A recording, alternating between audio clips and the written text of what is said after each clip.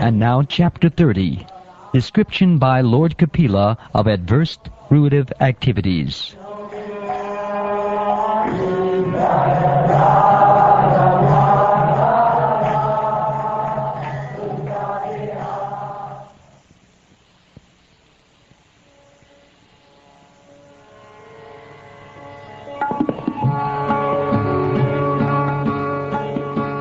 The Personality of Godhead said, "As a mass of clouds does not know the powerful influence of the wind, a person engaged in material consciousness does not know the powerful strength of the time factor by which he is being carried. Whatever is produced by the materialist with great pain and labor for so-called happiness, the Supreme Personality, as the time factor, destroys, and for this reason the conditioned soul laments.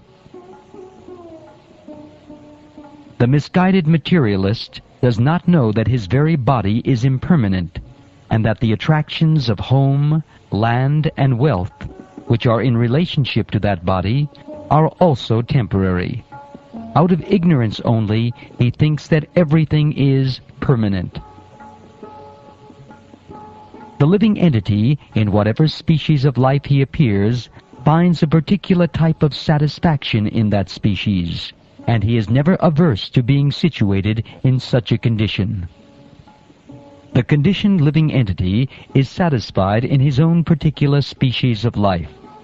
While deluded by the covering influence of the illusory energy, he feels little inclined to cast off his body, even when in hell, for he takes delight in hellish enjoyment. Such satisfaction with one's standard of living is due to deep-rooted attraction for body, wife, home, children, animals, wealth, and friends. In such association, the conditioned soul thinks himself quite perfect. Although he is always burning with anxiety, such a fool always performs all kinds of mischievous activities with a hope which is never to be fulfilled, in order to maintain his so-called family and society. He gives heart and senses to a woman who falsely charms him with Maya.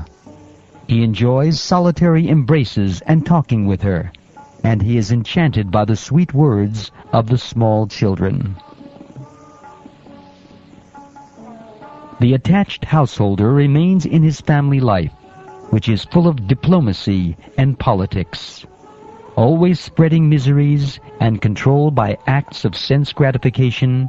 He acts just to counteract the reactions of all his miseries, and if he can successfully counteract such miseries, he thinks that he is happy.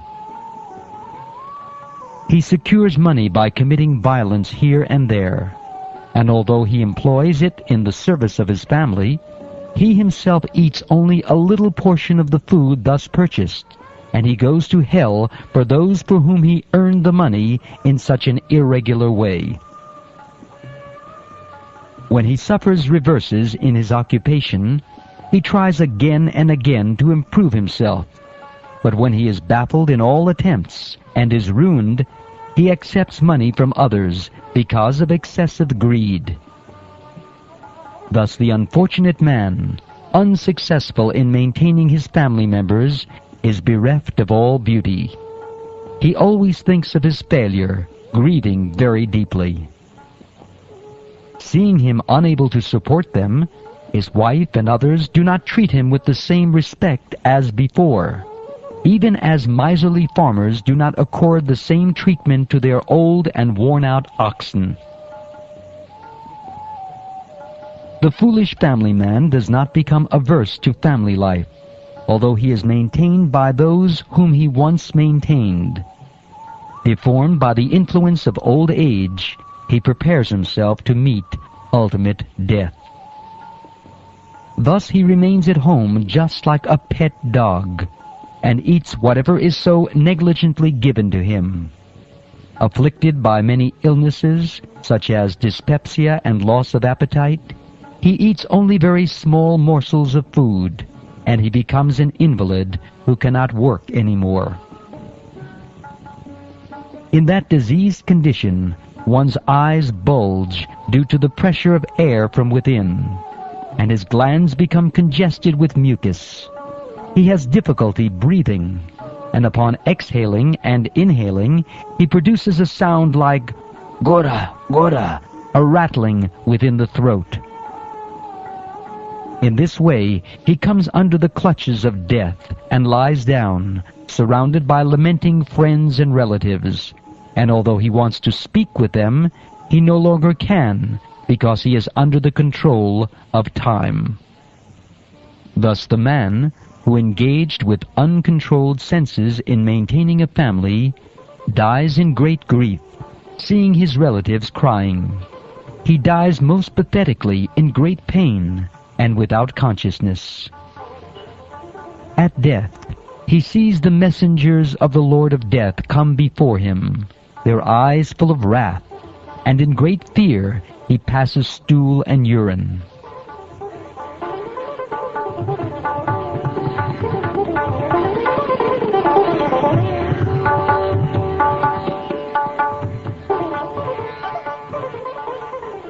As a criminal is arrested for punishment by the constables of the state, a person engaged in criminal sense gratification is similarly arrested by the Yamadutas, who bind him by the neck with strong rope and cover his subtle body so that he may undergo severe punishment. While carried by the constables of Yamaraj, he is overwhelmed and trembles in their hands.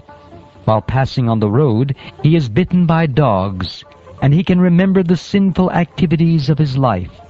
He is thus terribly distressed. Under the scorching sun, the criminal has to pass through roads of hot sand with forest fires on both sides. He is whipped on the back by the constables because of his inability to walk, and he is afflicted by hunger and thirst.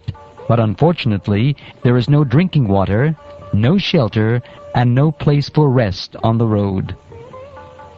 While passing on that road to the abode of Yamaraj, he falls down in fatigue, and sometimes he becomes unconscious, but he is forced to rise again. In this way, he is very quickly brought to the presence of Yamaraj. Thus he has to pass 99,000 yojanas, or 792,000 miles, within 2 or 3 moments, and then he is at once engaged in the torturous punishment which he is destined to suffer.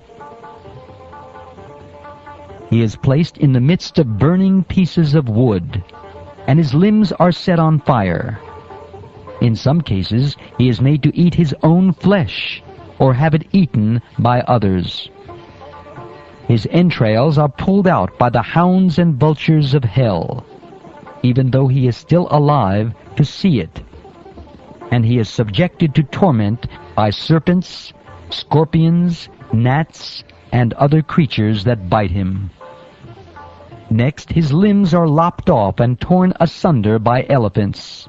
He is hurled down from hilltops, and he is also held captive either in water or in a cave. Men and women whose lives were built upon indulgence in illicit sex life are put into many kinds of miserable conditions in the hells known as Tamisra, Andatamisra, and Roraba.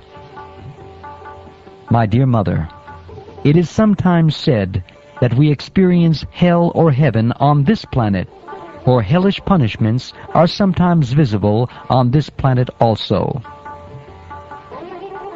After leaving this body, the man who maintained himself and his family members by sinful activities suffers a hellish life, and his relatives suffer also.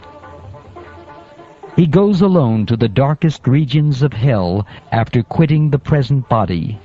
and the money he acquired by envying other living entities is the passage money with which he leaves this world.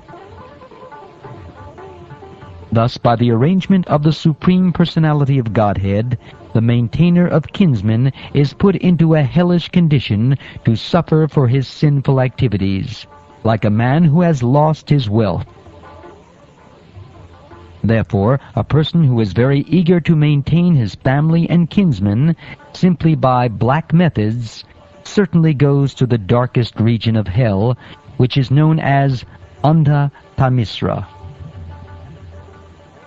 Having gone through all the miserable hellish conditions, and having passed in a regular order through the lowest forms of animal life prior to human birth, and having thus been purged of his sins, he is reborn again as a human being on this earth.